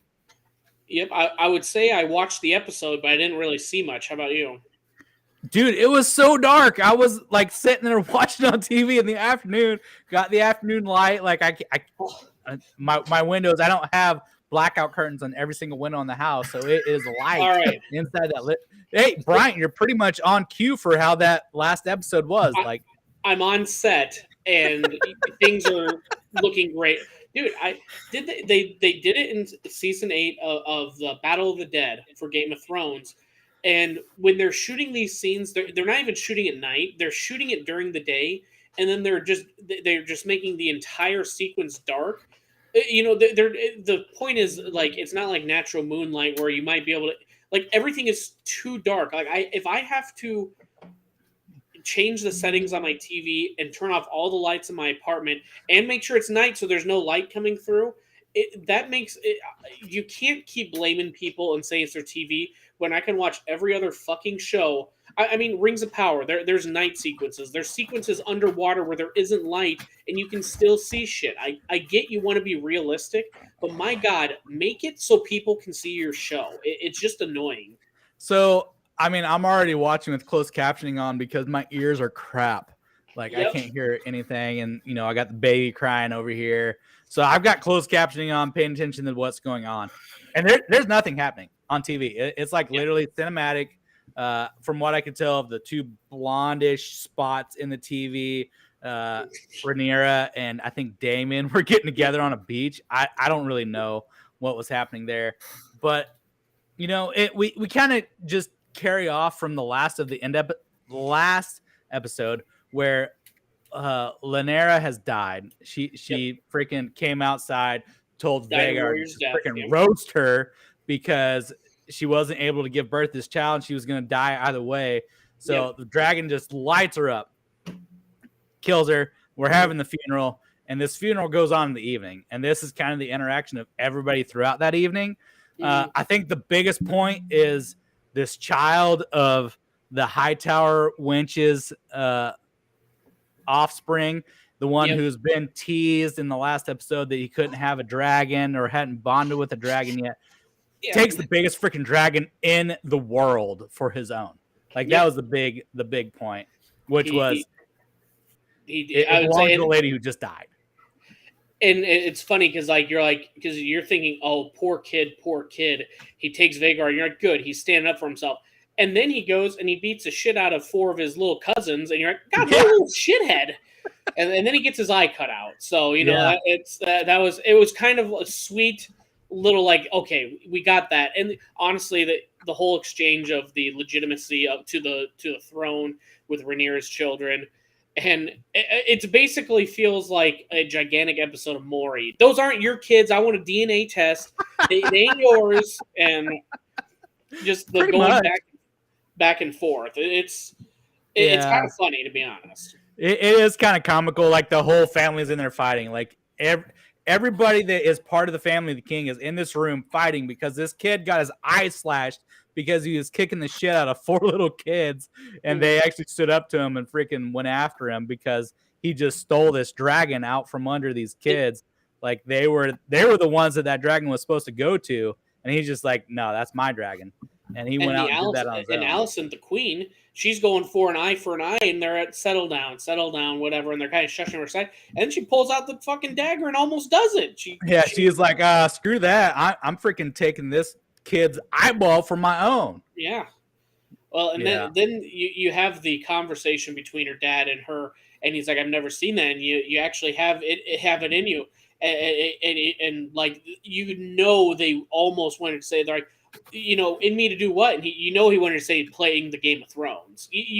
That's what they're trying to, but I don't know if they can they probably can contractually say it's the same network and show and everything, but they were that close to saying it. It's Captain America Avengers Assemble taking a decade to finally say it. They're going to stretch it out until season 4, and then they're going to do, well, that's just what happens when you play the Game of Thrones and turn to the camera and wink at it. Remember, that was the previous show. Yeah. So, I mean, I've been reading the books alongside watching this show, and I know I watched the preview for the next episode. The kid who just got his eye slashed, he's like in his upper teens or 20s in the next episode. Like he was maybe 10, 12 years old in this episode is what he's supposed to display it as. So, I mean, that's kind of how the book works. So I'm glad to see how that is moving alongside. It just jumps year to year to year, kind of throughout a chapter, telling the histories of what happened. So I love how that's on par. But yeah, it's an exciting week in, week out.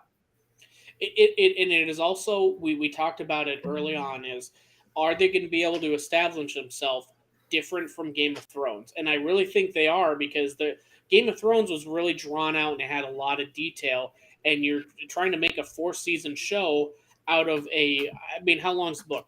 500 pages, 400 or 500 pages? At least. I don't even know how many pages are in it. I started the page. I didn't look in the back to see how many pages it was. You have a lot less source material, and I think they're going to go that route of, we have less material that we can cover here. We're just going to do 4 seasons of it. We don't need to draw this thing out for 8 seasons. Game of Thrones could have been 10. But what's crazy to me is I'm halfway through the book, and I'm not even to the parts where this story is taking place yet. Yeah, like I'm still in the early years of Jaehaerys, who is the grandpa to these guys. Like, yeah, the guy we're watching now is the grandpa, and like I'm just now hearing his name as a wee baby in the book, and I'm halfway through the book, so it's crazy. Better start reading faster. I try.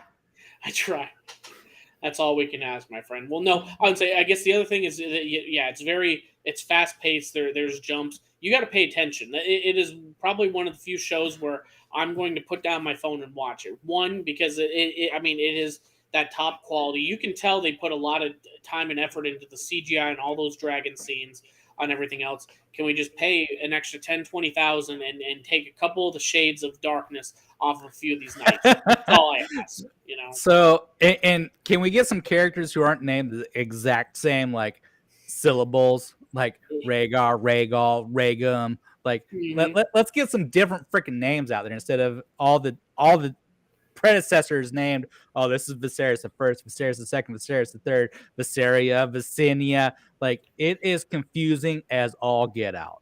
Yep. Nope, I'm saying, and the ones with the easy names, like the Lord Strong or whatever, they kill them off, and they just keep all the complicated names. So that's what we do with the simpletons.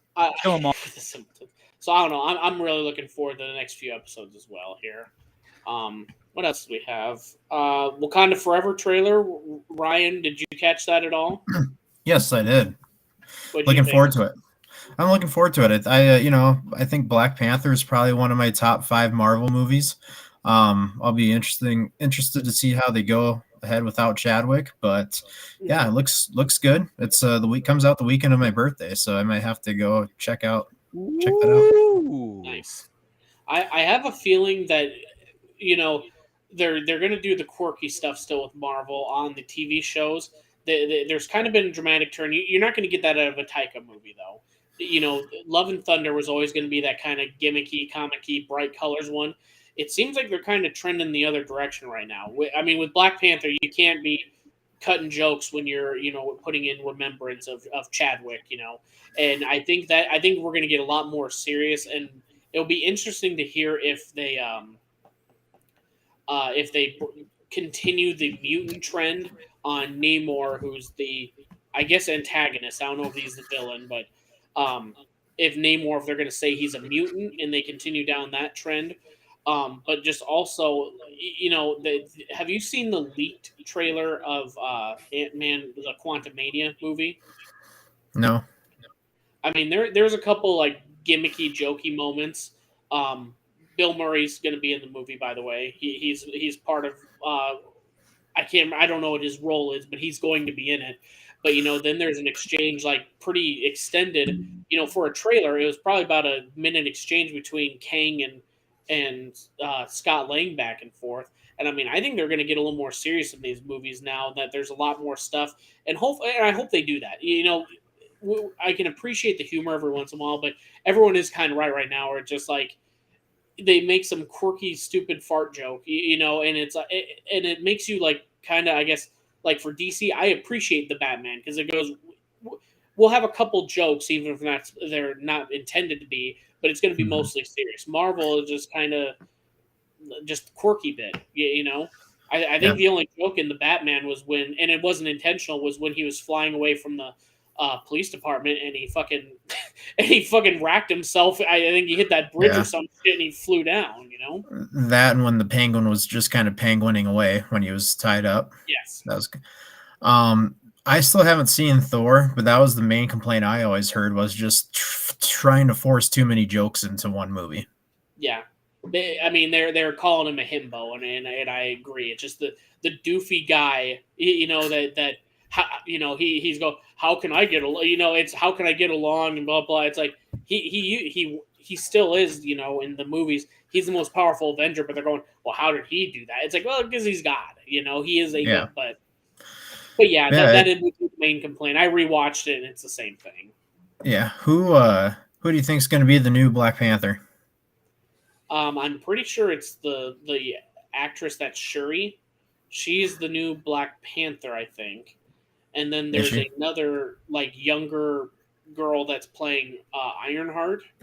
So there's a lot of, I think there's even rumors of Doctor Doom being introduced in this movie. So I think there's going to be a lot. I know nothing about that character.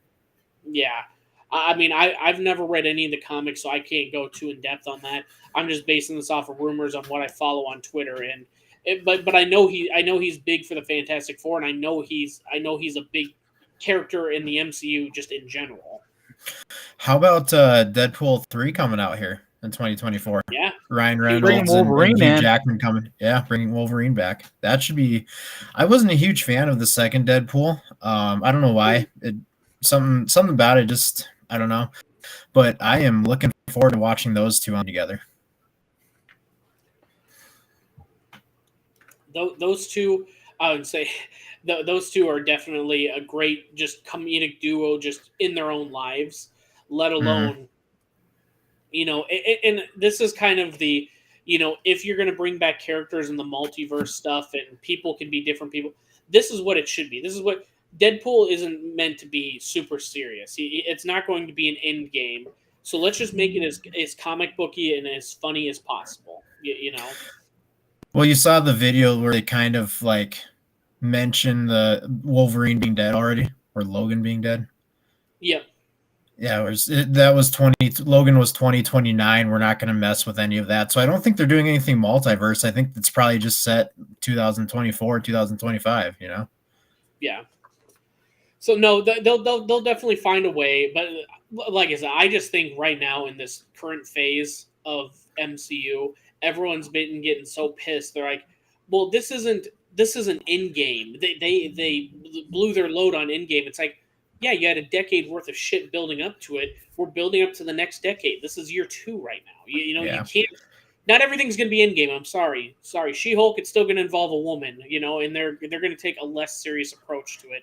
Because she's not the Thanos, it's everyone gets mad at these TV shows. It's like all they're doing is building, they're getting a movie's worth of stuff that they're spreading out throughout weeks, and they're just establishing it so the movies can be that much better. Yeah, for me, I think Wakanda Forever is probably the one Marvel thing I'm looking forward to. It's just I still have superhero fatigue. I don't know what's gonna change that, but I probably will see Wakanda Forever. Yeah, I think it should be good. Same director. What are you doing there, Clark? He's sorry. I just want to get through it. Yeah, let's get the final stats for tight ends right here. Well, I was just holding it because I really got to pee, and I'm waiting on you guys. Oh, well, we've been at this for almost 2 hours. We'll finish. George Kittle, he was on the field tonight. He had 2 catches for 24 yards. He's up to 6 catches on the year for a whole 52 yards. It's about as productive as the Iowa offense. Herb Smith sitting steady at 10 catches, 91 yards, 1 touchdown. Kyle Pitts, Joey saw him in the flesh. I don't know if he, Joey loves them tight ends, so I don't know how he contained himself. 10 catches, 150 yards, 0 touchdowns. But come on. How are we questioning who the best tight end in the league is looking at through 4 weeks? Travis Kelce is obviously wide receiver 1 there in Kansas City. 26 catches, 322 yards, 3 touchdowns. Dude's an animal. These other guys don't even compete. I should have had stats for Hawkinson on the board. That guy almost. I was just going to say, TJ Hawkinson's the best tight end in the league. Dude, Detroit, let's light it up, man. I love it. Let's go Lions. Jesus. We better finish it on that. We're running out of time here. Yep, let's wrap it up here. I would say we do appreciate everyone. If you got this far, appreciate you listening, following us live on the stream here. Reminder: we're going to have Road to 272 coming out on Thursday, and then on Friday before the weekend, we're going to have our college football live stream. And again, if you want to join us live, that's going to be Thursday at 8:30, and then I believe it's going to be released on a podcast form on Friday morning at 6:00.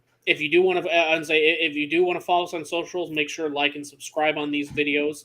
Instagram and Twitter is going to be at Heartland Pulse, and then Facebook and YouTube is just going to be Pulse of Heartland. Rock, chalk, J. Rock. Oh shit! I'll give you that one. Keep it going. If you're gonna beat us, you might as well just keep going undefeated, man. So our loss looks that much better, you know. Let's go. So, but all right. Appreciate you guys for listening.